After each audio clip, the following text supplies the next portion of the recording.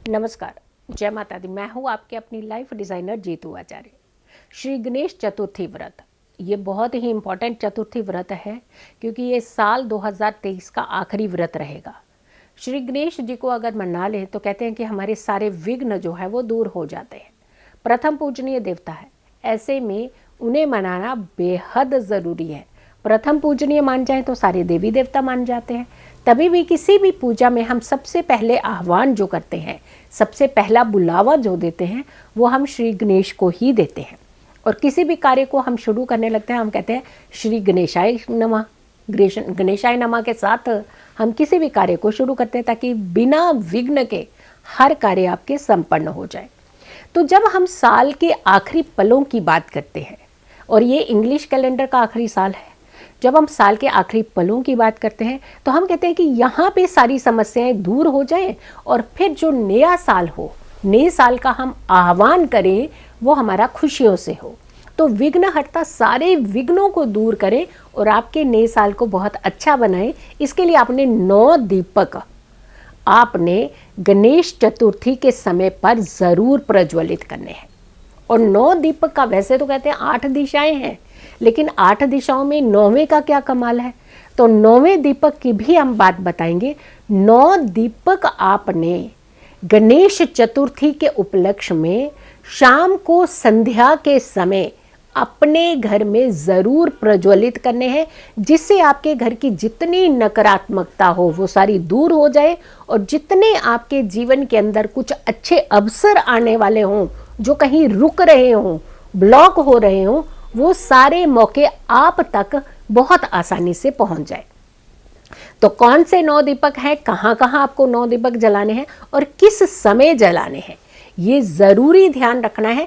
क्योंकि ये एक ऐसा मौका, ऐसा विलक्षण समय होगा जब आप इस विधि को, इस उपाय को अगर करते हैं, तो जो आने वाले साल की जितने पल होंगे वो आपके खुशियों के पल होंगे, ना कि किसी समस्या के पल। चलिए सबसे पहले हम 9 दीपकों की बात करते हैं। हमारे डायरेक्शंस की बात करते हैं तो हमारी 8 डायरेक्शंस बहुत इंपॉर्टेंट होती हैं, और 8 डायरेक्शंस में से भी एक ऐसा स्थान होता है जो सबसे ज़्यादा इम्पॉर्टेंट, जो सबसे ज़्यादा महत्व रखने वाला स्थान होता है। तो ऐसे में हम उस चीज़ को भूल जाते हैं, क्योंकि जब हम रहते थे खुले मैदानों में या गांव में या बड़े बड़े घरों में रहते थे, तो हम अपने ब्रह्म स्थान को खाली रखते थे। ब्रह्म स्थान अगर खाली रहता है या फिर ब्रह्म स्थान पर एक शुभता से भरा हुआ कोई पौधा लगा होता है, तो पूरे घर की वाइब्रेशंस जो थे वो पॉजिटिव होती थे, एनर्जी पॉजिटिव होती थी। लेकिन आज जैसे फ्लैट सिस्टम है, तो कहीं ना कहीं हम लोगों ने अपने ब्रह्म स्थान को ढक दिया है, कवर कर दिया है, और इनफैक्ट स्ट्रेस दे दिया है। तो जब इतना स्ट्रेस हमें अपने ब्रह्मस्थान को दिया है, तो पूरे घर को भी तो आप वही एनर्जी ले रहे हैं, और घर का हर सदस्य भी तो वही एनर्जी ले रहे हैं। तो क्या करना है आपने इस गणेश चतुर्थी के व्रत के दिन, जो कि 30 तारीख को पड़ने वाला है, तो आपने 30 दिसंबर के इस व्रत के दिन आपने क्या करना है, आपने 9 दीपक लेने हैं। एक 4 मुख वाला दीपक लेना है और बाकी एक सिंगल मुख वाले दीपक लेने हैं।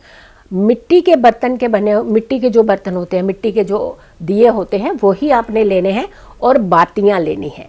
और आपने उसे किसी खास समय पर, खास डायरेक्शंस में जो है वो प्रज्वलित करना है। लेकिन बहुत खास डायरेक्शन नहीं है तो चिंता मत कीजिए, आपके लिए मैंने बहुत सिंपल एक ड्राफ्ट बना के रखा है। देखिए आप इसे, आपको बहुत ध्यान से इसको देखना है और कोई चूक नहीं करनी है, गलती नहीं करनी है, क्योंकि बार बार आप फिर क्वेश्चंस पूछते हैं कि हमने ऐसा कर दिया, हमने वैसा कर दिया, अब कैसा करें, हम कैसे रखें उनको। तो ये देखिए, आप अपने घर का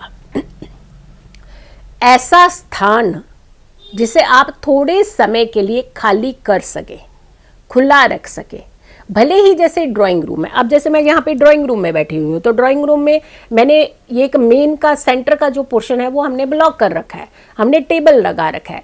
लेकिन अब मुझे ये ब्रह्म स्थान को खाली करना है। इस स्थान को खाली रख करके मुझे इसमें ये एनर्जी क्रिएट करनी है, क्योंकि ये एनर्जी साल भर आपके काम आनी है। आपने क्या करना है, सेंटर पॉइंट साफ कर लीजिए अच्छे से। तो 4 मुख वाला दीपक जो है, हमने कहा था 9 दीपक, तो 4 मुख वाला जो दीपक है ये सेंटर पॉइंट में सबसे पहले, ये देखिए 4 मैंने ऐसे डायरेक्शन बनाई है, तो एक 4 मुख वाला दीपक आपने यहां रखना है। ये आपका ब्रह्म स्थान है जिसकी एनर्जी क्रिएट करना बहुत जरूरी है। अब ये दीपक किसके जलने हैं, तेल के, घी के, वो भी बताऊंगी, लेकिन पहले चीज को समझिए, पूरा अच्छे से इस चीज को समझने का प्रयास कीजिएगा। फिर आती है ये ईस्ट और वेस्ट, यानी एक ईस्ट की तरफ आपने, पूर्व की तरफ आपने एक दीपक रखना। ये सेंटर में रखा तो इसी की थोड़ा सा गैप डाल करके, तो यहाँ पे आपने ईस्ट का दीपक रख दिया और यहाँ वेस्ट का दीपक रख दिया। ये देखिए पश्चिम दिशा, ये पूर्व है, ये पश्चिम है, ईस्ट एंड वेस्ट। फिर आती है यहाँ पे 2 साइडों पे उत्तर दिशा और दक्षिण दिशा। ये देखिए नॉर्थ एंड साउथ, उत्तर दिशा और ये दक्षिण दिशा। तो हो गए टोटल आपके 1 2 3 4 5, तो 5 तो चले गए। अब पीछे बचे 4 और दीपक। ये देखिए आप साउथ ईस्ट, यहाँ पे आपने देखा होगा, ये ध्यान से देखिएगा, ये दक्षिण पूर्व दिशा लिखी हुई है और ये आग्नेय कोण होता है। कहते हैं कि आग्नेय कोण जो होता है हमारा बहुत महत्वपूर्ण कोण होता है। तो यहाँ पे आपने रखना है एक और दीपक, फिर एक दीपक आपने इसके क्रॉस पहले करना है। ये ध्यान रखिएगा कि जब आपने ये रखा, सेंटर रखा, ये रखा, इधर किया, इधर किया, इधर किया, तो ये जो आग्नेय कोण है उसके क्रॉस वाला आपने, ये नॉर्थ वेस्ट वाला ये जो दीपक है, तो ये आपने रखना है। सबसे पहले जो इंपॉर्टेंट चीजें होती हैं हमारी, डायरेक्शंस इंपॉर्टेंट होती हैं जहां से हम एनर्जी क्रिएट करते हैं। तो ये पश्चिम उत्तर का जो ये दीपक है आपका, ये नॉर्थ वेस्ट का दीपक है, तो ये आपने वायव्य कोण इसे कहते हैं, तो यहाँ पे आपने एक और दीपक रखना है। फिर आ जाइए आप यहाँ पे, जैसे पूर्व का रखा तो इसी के साथ में पूर्वोत्तर दिशा जो आपकी पड़ती है वो है ईशान कोण पड़ता है, नॉर्थ ईस्ट डायरेक्शन। और फिर आपने ये क्रॉस करते हुए ये वाला दीपक रखना है जो साउथ वेस्ट का दीपक है आपका, यानी ये दीपक दक्षिण पश्चिम का जो दीपक है ये सबसे लास्ट में रखना है। और इसे हम जो अगर के हम कोण की बात करते हैं तो ये नैऋत्य कोण इसे कहा जाता है। तो आप ये सोचिए कि ये आपकी 8 जो डायरेक्शंस है वो कवर हुई और प्लस आपका ब्रह्म स्थान कवर हुआ, तो हो गया आपके 9 दीपक। अब ये दीपक जलाने कब है, इसे हम इधर रखते हैं, हमने आपको बहुत अच्छे से एक्सप्लेन कर दिए। अब ये दीपक आपने जलाने हैं गोधूली वेला में, सूर्य अस्त जब होता है उससे 72 मिनट पहले से लेकर के 72 मिनट बाद तक आप ये उपाय किसी भी समय कर सकते हैं।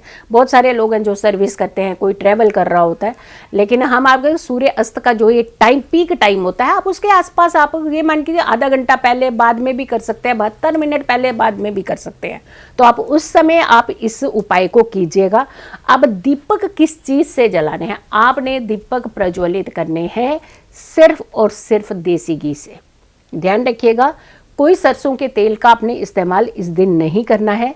और ये दीपक जब आप सारे जला लें उसके बाद आपने भगवान श्री गणेश के सामने जाकर के आपने प्रथम पूजनीय देवता को प्रणाम करना है और ये ध्यान करते हुए कि हे देवता मेरे घर का आपने ध्यान रखना है, आप पहले पूजनीय देवता हैं, अगर आप प्रसन्न रहते हैं तो सारे कुल देवी देवता हम पर प्रसन्न रहते हैं।